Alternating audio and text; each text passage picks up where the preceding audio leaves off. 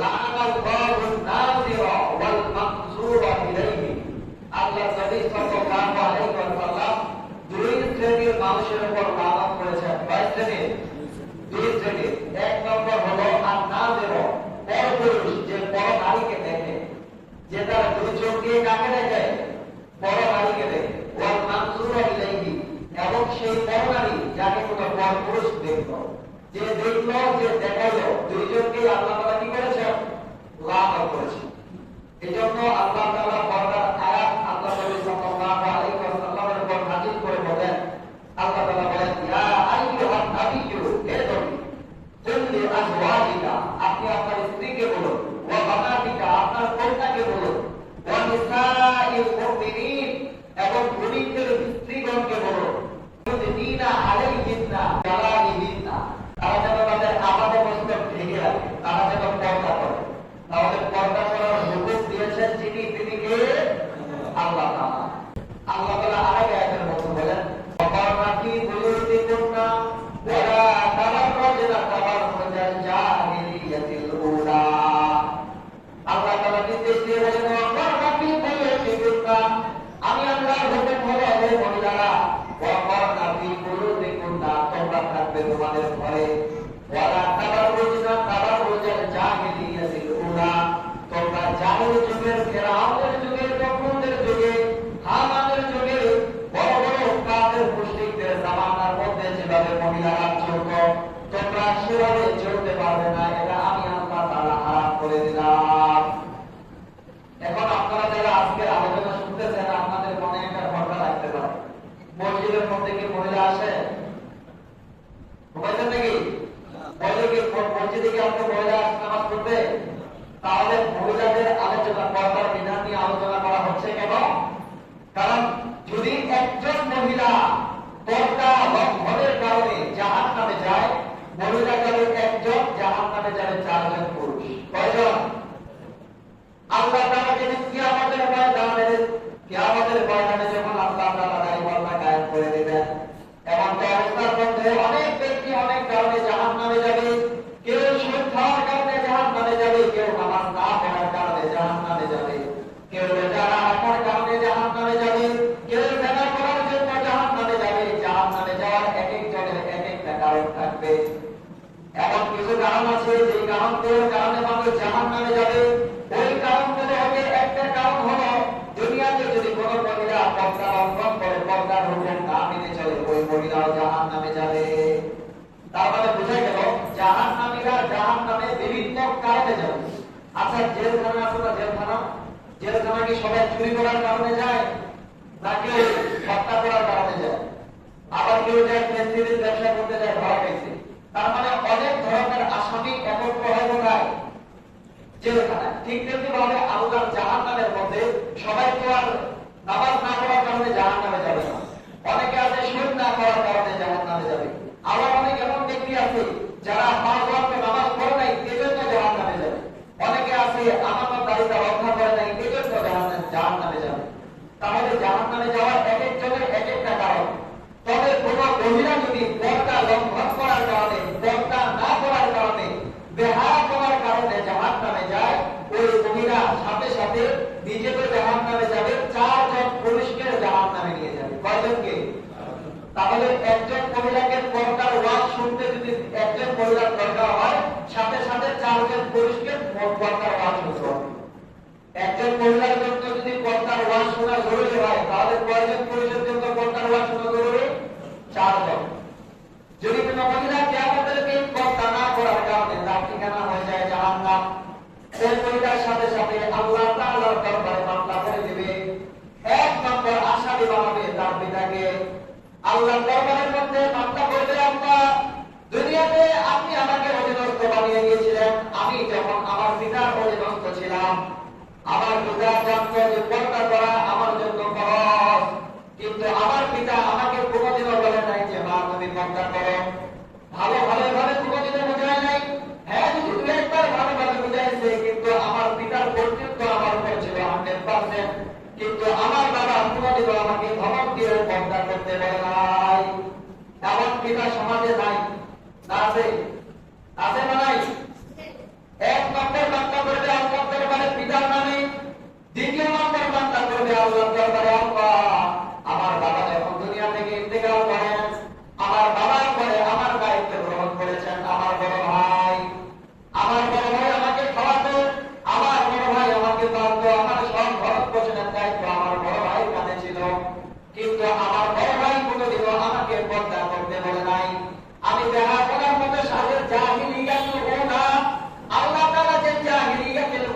মহিলাদের মতো চলতে নিষেধ করেছিল।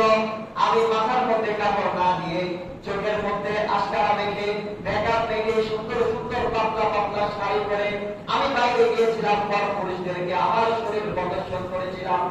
আমার ভাই আমাকে কোনোদিন বাধা দেয় নাই। আল্লাহ, আজকে যদি আমি জাহান্নামে যাই, আমি একাই জাহান্নামে যাব না, আমার সাথে আমার ভাইকে নিয়েও আমি জাহান্নামে যাব।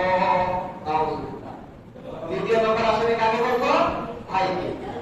এখন এরপর যখন আমরা এই মেয়েকে দিয়ে এই মেয়ের দায়িত্ব চলে যায় তার স্বামীর কাছে, আল্লাহ তাআলা দরবারে তৃতীয় ব্যক্তি সম্পর্কে মামলা করবে। আল্লাহ, দুনিয়াতে আমাকে আপনি আমার স্বামীর আয়ত্তস্থ করেছিলেন, আমার স্বামীর কাছে আমার দায়িত্ব ছিল, আমার স্বামী আমার ভরণ পোষণের দায়িত্ব দিয়েছিল, কিন্তু আমার স্বামী কোনোদিনও আমাকে পর্দা করতে বলে নাই। পর্দা করার জন্য যে পর্দার প্রয়োজন, আমার স্বামী আমাকে একটা পর্দা কিনে দেয় নাই যে পর্দাটি পরে আমি পর্দা করব, বরং আমার স্বামী আমাকে সুন্দর সুন্দর জামা কাপড় কিনে দিয়েছে, আমাকে মেকআপ কিনে দিয়েছে, মোটর সাইকেলের পিছনে ঘুরিয়ে পর পুরুষকে দেখায় নিয়ে বেড়েছে আমার স্বামী। আল্লাহ, আমি যদি আজকে পর্দা লঙ্ঘন করার কারণে জাহান্নামে যাই, আমি একাই জাহান্নামে যাব না, আমার সাথে আমার স্বামীকেও আমি জাহান্নামে নিয়ে যাব। নাউজুবিল্লাহ বলবেন না? এরপরে চতুর্থ নম্বর আল্লাহর দরবারে মামলা করবে। আল্লাহ, আমার স্বামীর মৃত্যুর পরে আমার একজন সন্তান ছিল, আমার সন্তান আমার ভরণ পোষণের দায়িত্ব নিয়েছিল। আচ্ছা, আপনারা লক্ষ্য করে দেখবেন, সন্তান যখন ছোট থাকে তখন বাবা মা সন্তানকে ধমক দেয়, এই খবরদার এখানেই বসো, দেয় কিনা? যখন বয়স অতি সময়ের কাল পরিবর্তনে, যখন সময় অধিক হয়ে যায়, সন্তান যখন বড় হয়ে যায়, টাকা পয়সা রোজগার করে, বাড়িতে মা বাবা বৃদ্ধ, তখন সন্তানের কথায় কিন্তু বাবা মা ভয় পায়, তাই কিনা?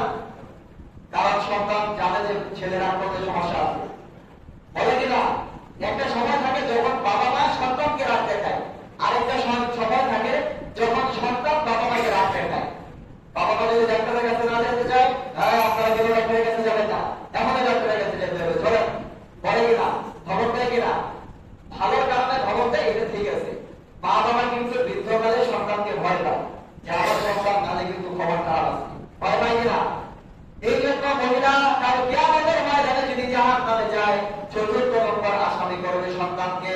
আল্লাহর দরবারে আবেদন করবে, আল্লাহ, আমি আমার সন্তানের নামে মামলা করলাম, আমার সন্তান চাইলে আমাকে পর্দার মধ্যে রাখতে পারত, আমার স্বামীর ইন্তেকালের পরে আমি খাইতাম আমার সন্তানের কাছে, কিন্তু আমার সন্তান আমাকে কোনোদিনও পর্দা করার কথা বলে নাই, আমার সন্তান কোনোদিনও বলে নাই, মা তুমি যদি পর্দা না করো তাহলে এই বাড়িতে তোমার ঠিকানা নাই।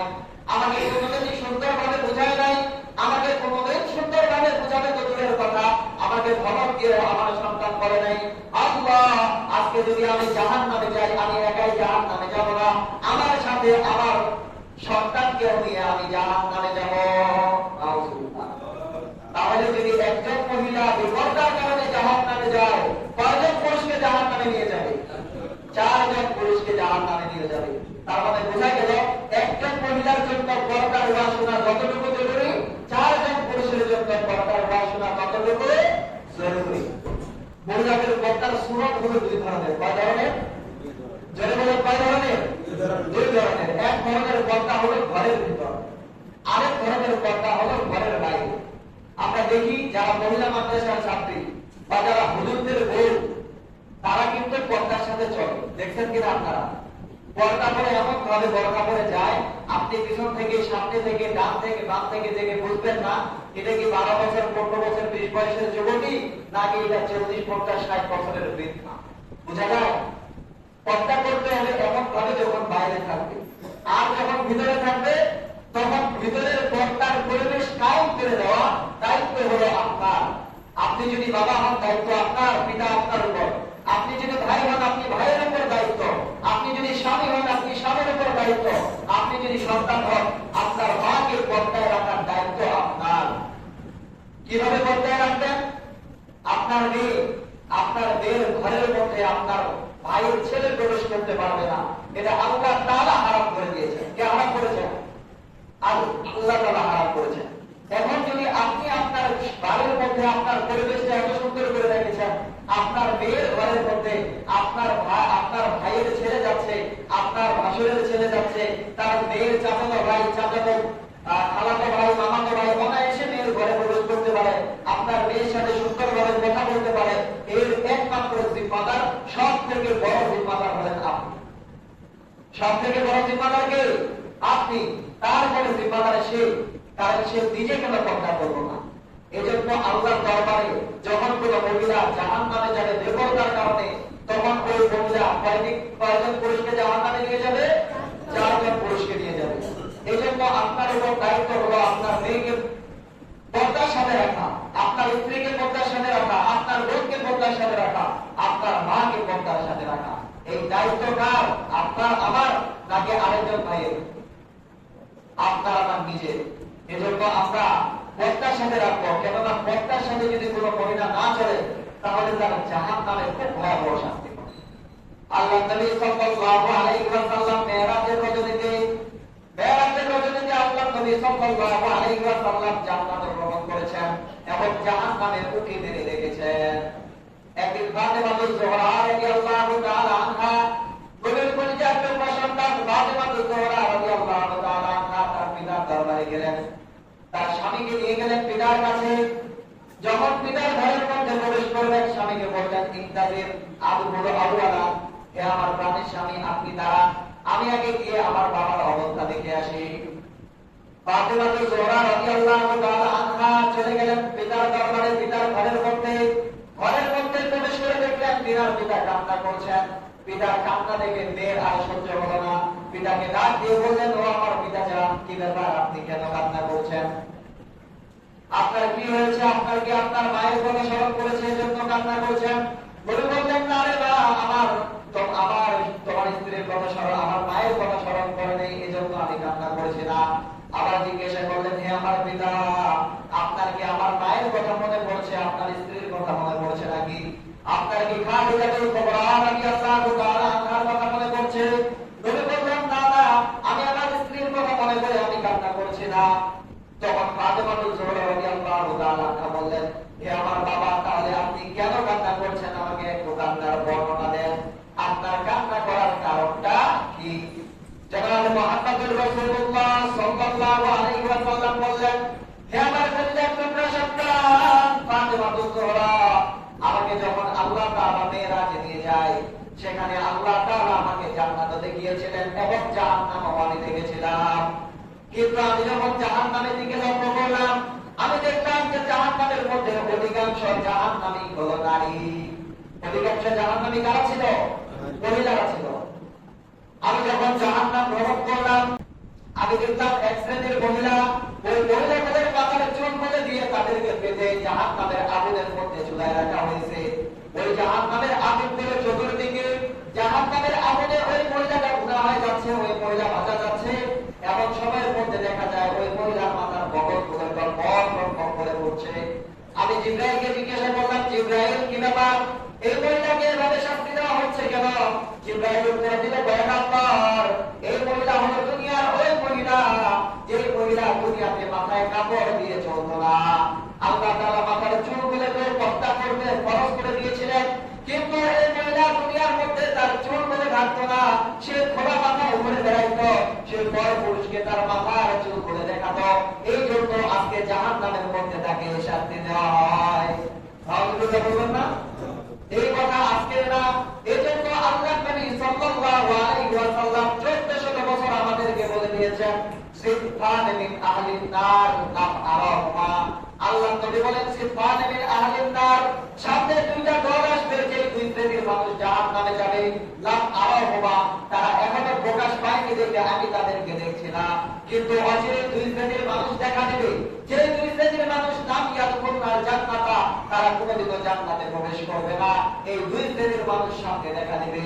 এক শ্রেণীর মানুষ হলো সিনফুন মাহুম কওমুন মাহুম সিয়াতুন কাআসনানিল বাকারি ইয়াজরিবুনা বিহান নাস। এক শ্রেণীর মানুষ হলো ওই মানুষ যাদের হাতের মধ্যে থাকবে চাবুক। কি থাকবে? চাবুক থাকবে তাদের হাতের মধ্যে। ইয়াজরিবুনা বিহান নাস, তারা এর মাধ্যমে মানুষদেরকে প্রহার করবে। ওয়া নিসাউন কাসিয়াতুন আরিয়াতুন মুমিলাতুন মাইলাতুন রুসুহুন্না কাআসনিমাতিল বুখতিল বাইরা। তুমি বলেন নিসাউন, আরেক শ্রেণীর মানুষ কিয়ামতের আগে আবির্ভাব করবে। নিসাউন কাসিয়াতুন, তারা কাপড় পরিধান করবে, কিন্তু কাপড় পরিধান করার পরে তারা আরিয়াতুন উলঙ্গ। দেখতে মনে হয় কাপড় পরছে কিন্তু মনে হয় পুরাটাই উলঙ্গ। মহিলাতুন, তারা উলঙ্গ দেখার গুণা কেন পরে কেন চলবে? আল্লাহ নবী বলেন মহিলাতুন, তারা এই কারণে চলবে যেন বাইরে গেলে পর পুরুষ তাকে দেখে আকৃষ্ট হয়। মাহিলাতুন, শুধু তাই নয়, বরং তারা নিজেরাও পর পুরুষের দিকে আকৃষ্ট। একসাথে দুইটা চারটা তিনটা প্রেম করে বেড়ায়, আছে না নাই? এভাবে চলে বেড়াবে মহিলাতুন মাহিলাতুন। আর দেখবে রহস্যহন্না কাসলিমাতুল মুকবিল মাহিলা, এই মহিলাদের মাথাগুলো হবে ভক্তি উটের পূজার মতো। দেখবেন আপনারা মরুভূমির মধ্যে এক ধরনের উট থাকে, যে উটের পুঁছটা আপনার পুঁছ, যেমন আমরা আমাদের গ্রাম অঞ্চলের মধ্যে বা আমরা দেখি কোরবানির সময় আলিয়া গরু দেখা যায় না, ওই আলিয়া গরুর উপরে পুঁছটা থাকে না, যেই গরুর পুঁছ যতটুকু ওই গরু দেখতে ততটুকু সুন্দর কিনা, ওই গরুর দামও তেমন বেশি। আল্লাহ নবী বলেন ওই ধরনের এক প্রকার উট আছে যে উটের পুঁছগুলো হবে বড়, এই উটের পুঁছ যত বড় ওই উটের দাম তেমন বেশি। আল্লাহ নবী বলেন শেষ জামানার মধ্যে এমন এক জামানা আসবে যে জামানার মধ্যে মহিলারা মাথার মধ্যে বাড়তি চুল লাগিয়ে, মাথার মধ্যে খোপা বানিয়ে মাথার চুলগুলোকে ওই মূর্তি উটের পূজার মতো বানাবে। আল্লাহ নবী বলেন এই শ্রেণীর মহিলাদের ব্যাপারে আল্লাহ তাআলা বলেন লা ইয়াদখুলনাল জান্নাতা, কখনো তারা জান্নাতের মধ্যে প্রবেশ করতে পারবে না। ইন্না রিহাহা লা ইউজাদু মিন মাইসিরাতি কাদা ওয়া কাদা, অথচ জান্নাতের ঘ্রাণ 500 বছরের রাস্তার দূরত্ব অতিক্রম করলে ঘ্রাণ পাওয়া যায়। জান্নাতের ঘ্রাণ কতটুকু দূরত্ব পর্যন্ত পাওয়া যায়? 500 বছরের রাস্তা। 500 বছরের রাস্তা যদি আপনি মাপতে যান, মাপতে পারবেন কতটুকু সময়? কারণ আপনার আমার হায়াতে 500 বছর না। 500 বছরের হায়াত পাবো, তাহলে 500 বছর আমরা হায়াতে পাবো না। তাহলে 500 বছর যদি আপনি একটা রকেটকে চালাইতে চান, আপনি মরে যাবেন। রকেট চলতে থাকলে আপনি কি করবেন? পড়ে যাবেন। তার মানে বোঝা গেল 500 বছরের রাস্তা অনেক দূর। আল্লাহ নবী বলেন এই সমস্ত মহিলারা, যে সমস্ত মহিলারা দুনিয়াতে বেপরোয়া চলবে, তাদেরকে আল্লাহ তাআলা জান্নাত থেকে এত দূরে রাখবে যে 500 বছরের রাস্তা অতিক্রম করার পরে যখন জান্নাতের ঘ্রাণ পাওয়া যায়, তার থেকে বেশি দূরে আল্লাহ তাআলা তাদেরকে জাহান্নামের মধ্যে রাখবে। সবাই বলি নাউযুবিল্লাহ। পাকিস্তানের ঘটনা, একজন ব্যক্তি সারাদিন কামলা খাবার পরে যখন সন্ধ্যা ঘনিয়ে এসেছে, আযান হয়ে গেছে, মুয়াজ্জিন সাহেব আযান দিয়েছে আর বারবার পরের ঘড়িতে, যখন মুয়াজ্জিন আযান দিয়ে দিয়েছে, সে চিন্তা করে দেখলো আশেপাশে কোনো মসজিদ নাই। এই তো পাশে দেখা যায় একটা কবরস্থান, ওই কবরস্থানের মধ্যে একটা সুন্দর জায়গা আছে যেখানে মানুষের জানাজার নামাজ পড়া হয়। আমি যাই ওই জায়গার মধ্যে, আমি আজকে মাগরিবের নামাজটা আদায় করে আমি বাড়িতে যাব। ওই ব্যক্তি মাগরিবের নামাজ আদায় করতে লাগলো। নামাজ যখন চলাকালীন সময়ে হঠাৎ করে তার কানের মধ্যে একটা আওয়াজ আসলো। কানের মধ্যে আওয়াজ আসতেছে, মায় আমি পড়া নেই হো, मैं जिंदा हूं, मुझे बचा लो। নামাজের মধ্যে সে চিন্তা করলো, নামাজ যখন তার শেষ হয়ে গেল তখন সে চিন্তা করছে, আজকে তো আমি সকালে এসেছি, দুপুরে খাবার খাই নাই, আমি অনেক ক্ষুধার্ত, হয়তো ক্ষুধার কারণে আমি এমন শব্দগুলো আমার কানে আসতেছে। কিন্তু দেখা যায় এই শব্দগুলো বারবার তার কানে আসতেছে যে আমি এখনো জীবিত আছি, আমাকে উদ্ধার করো। আমি বলি নাই। বলল আস্তে আস্তে কবরস্থানের মধ্যে গেল, দেখে যে এক জায়গা থেকে আসলে ওই আওয়াজটা আসতেছে। আস্তে আস্তে যাইতে যাইতে দেখে যে একটা কবর থেকে এই আওয়াজ আসতেছে, একটা মহিলার কণ্ঠে। ওই মহিলার কবর থেকে বলতেছে, मैं अभी जिंदा हूं, मुझे बचा लो, আমি এখনো জীবিত আছি, আমাকে উদ্ধার করো। এই লোকজন দিয়ে চলে গেল গ্রামের মধ্যে। গ্রামের মধ্যে লোকদেরকে জড়ো করে বলল, হে গ্রামবাসী, আমি কবরস্থানের মধ্যে নামাজ পড়তে গেলাম, সেখানে দেখলাম একজন মহিলা কবর থেকে আওয়াজ আসতেছে, ওই মহিলা নাকি কবরের মধ্যে জিন্দা আছে। তোমরা চলো তো দেখি ঘটনাটা কি, একটু যাচাই করে আসি। এলাকার লোকজন যখন গেল তখন ঠিকই দেখতেছে, ওই এলাকার লোকজন গিয়ে দেখলো যে কবর থেকে আসলে আওয়াজ আসতেছে যে मैं अभी जिंदा हूं, मुझे बचा लो। সবাই চলে গেল এলাকার হুজুরের কাছে। এলাকার মধ্যে ইমাম সাহেবের কাছে যাওয়া বলল, হযরত, আমরা তো কবরস্থানের মধ্যে একটা কবর থেকে আওয়াজ শুনতে পাই, আমরা জানি না এখন কি করতে পারি, আমাদেরকে আপনি ফয়সালা দেন। সবাইকে ইমাম সাহেব বলল, আপনারা কি সবাই আওয়াজ শুনেছেন? সবাই বলল, হ্যাঁ আমরা আওয়াজ শুনেছি। ইমাম সাহেব বলল, ঠিক আছে, আপনারা ওই কবর খনন করে সেখান থেকে আপনারা ওই ব্যক্তিকে তাহলে উদ্ধার করতে পারেন, এভাবে ফতোয়া আছে, জায়েজ আছে। সবাই মিলে কবর খনন করতে লাগলো। কবর খনন করে যখন ওই পাশের হাত বলে যখন সরিয়ে ফেললো, দেখতে হলো কবরের মধ্যে একজন মহিলা উলঙ্গ হয়ে পড়ে আছে। সবাই দূরে সরে গেল। ওই মহিলা বলল, আমার অমুক জায়গার মধ্যে বাড়ি, আমার ঘরের মধ্যে কাপড় আছে, আপনারা দয়া করে আমাকে কাপড় কিনে দেন। লোকেরা তার বাড়িতে গিয়ে মহিলার জন্য কাপড় এনে দিল। দূর থেকে মহিলাকে কাপড় ছড়ে মারা হলো। মহিলা কাপড় গায়ের মধ্যে পেঁচিয়ে কবর থেকে উঠে এক দৌড়ে ঘরের মধ্যে গিয়েছে। ঘরের মধ্যে ঢুকে ঘরের দরজা লাগিয়ে দিয়েছে। এখন লোকেরা ভাবলো, হায় কবর থেকে উঠে এসেছে, তার কাছ থেকে আমরা সুন্দর কি কাহিনী, সে কবরে কিভাবে গেল, কবরে কিভাবে জীবিত হলো। কিন্তু মহিলা ঘরের মধ্যে গিয়ে দরজা লাগাই দিয়েছে। মানুষেরা দরজার বাইরে থেকে দরজার মধ্যে পড়া আছে আর বলতেছে, হে মহিলা, তুমি দরজা খুলে দাও, তোমার সাথে আমার কথা আছে, আমাদের কথা আছে তোমার সাথে, তুমি দরজা খুলে দাও। মহিলা বলে, না না না, আমি দরজা খুলতে পারবো না। লোকেরা বলে, কেন দরজা খুলতে পারবে না? মহিলা বলে, আমি যদি দরজা খুলি আমার চেহারা দেখে তোমরা ঠিক থাকতে পারবে না। দেখবেন সমাজের মধ্যে কিছু মানুষ আছে, যদি রাস্তায় অ্যাক্সিডেন্ট হয়, অ্যাক্সিডেন্ট দেখতে পারে থাকে, আছে না এমন মানুষ। আবার এমন মানুষ আছে, অ্যাক্সিডেন্ট হয়েছে, ওই অ্যাক্সিডেন্টের জায়গা যদি তাকে একবারে বিরিয়ানি দেন খাইতে পারবে। এমন মানুষ আছে না নাই? মানে অনেকে ভয় পায়, আবার অনেকে স্বাভাবিক মনে করে। তো যে সমস্ত লোকেরা স্বাভাবিক মনে করতেছে, তারা বলতে লাগলো, আজকে মনে হয় একটু সময় বেশি হবে, আপনাদের কাছে তার চাই সর্বোচ্চ 2-4 মিনিট। ওই মহিলা বলতে লাগলো, না না, আমি দেখাইতে পারবো না, আমার চেহারা আপনারা দেখতে পারবেন না। লোকেরা যখন জোরাজোরি করতে লাগলো, তখন এই পরিস্থিতির মধ্যে ওই মহিলা দরজা খুলে দিচ্ছে। দরজা খুলে দিয়ে দেখে মহিলার কাপড় দিয়ে পুরো মাথা থেকে পা পর্যন্ত পুরোটা বেষ্টন করে রাখছে। মহিলাকে বললো, কি ব্যাপার, কি হয়েছে, তোমার কাপড় সরাও, কি হয়েছে, তুমি কবর থেকে কিভাবে উঠলে, আমাদেরকে এই খবর জানাও, আমরা খবর তোমার কাছে শুনতে চাই। মহিলা তখন মাথার উপর থেকে একটু কাপড় সরাই দিল। দেখলো যে মহিলার মাথার মধ্যে একটা চুল নাই, সাথে সাথে মহিলার মাথার মগজগুলো টকবক টকবক করছে। মহিলাকে জিজ্ঞাসা করা হলো, কি ব্যাপার, তোমার এই অবস্থা কেন, তোমার মাথার মধ্যে একটা চুল নাই কেন, তোমার মাথার মগজগুলো কেন টকবক টকবক করছে? মহিলা তখন উত্তর দিয়ে বললো, হে আমার ভাইরা, দুনিয়াতে আমি ছিলাম একজন নারী, কিন্তু আমি কোনোদিন পর্দা করি নাই। আমার মাথায় কাপড়, আমি মাথার মধ্যে কাপড় দিতাম না, আমি মাথাকে খোলা রাখতাম, আমি পর পুরুষের সাথে খোলা মাথায় যেতাম, পর পুরুষকে আমার দিকে আকৃষ্ট করার চেষ্টা করতাম। এই জন্য যখন আমার ইন্তেকাল হয়েছে, আমাকে যখন 5 কাপড়ে যখন আমাকে কবরের মধ্যে দাফন করা হয়েছে, ওই ফেরেশতারা আমার কাপড়গুলো টেনে টেনে নিয়ে গিয়েছে। আমার মাথার চুলগুলোকে আযাবের ফেরেশতারা লাফ দিয়ে এমন জোরে জোরে টানতো, যে টানার কারণে আমার মাথার চুলের সাথে সাথে আমার চাকতি সহ ছিঁড়ে গিয়ে আমার মগজগুলো আজকে দেখা যাচ্ছে। মহিলাকে বললে, ও মহিলা, তোমার কাপড় আরেকটু সরাও। মহিলা যখন কাপড় সরাবে, দেখা যায় তার চেহারার মধ্যে শুধু দাঁতের বাড়ি দেখা যায়, গাল নাই, ঠোঁট নাই, কোনো কিছুই নাই। ওই মহিলাকে জিজ্ঞাসা করলো, এই অবস্থা কেন তোমার? মহিলা বলতেছে, হে আমার ভাইরা, আজকে আমার এই অবস্থা কারণ আমি ঠোঁটের মধ্যে লিপস্টিক দিয়ে আমি পরপুরুষকে দেখাতাম, আমি গালের মধ্যে মেকআপ করে পরপুরুষকে দেখাতাম, আমি আল্লাহর বিধান পর্দা করা, আমি পর্দা করে চলতাম না, এই কারণে আজকে আমার এই অবস্থা। লোকেরা মহিলার হাতগুলো দেখলো, হাতের বাঁকগুলো টেনে টেনে ছিঁড়ে ফেলা হয়েছে, ওই মহিলার পায়ের বাঁকগুলো টেনে টেনে ছিঁড়ে ফেলা হয়েছে। মহিলা লোকেরা জিজ্ঞাসা করলো, এই অবস্থা কেন? মহিলা বললো, হে আমার ভাইরা, আমি ত্বকের মধ্যে তেল পালিশ লাগিয়ে পরপুরুষকে দেখাতাম, এই জন্য আল্লাহ তাআলা আমাকে এই শাস্তি দিয়েছেন।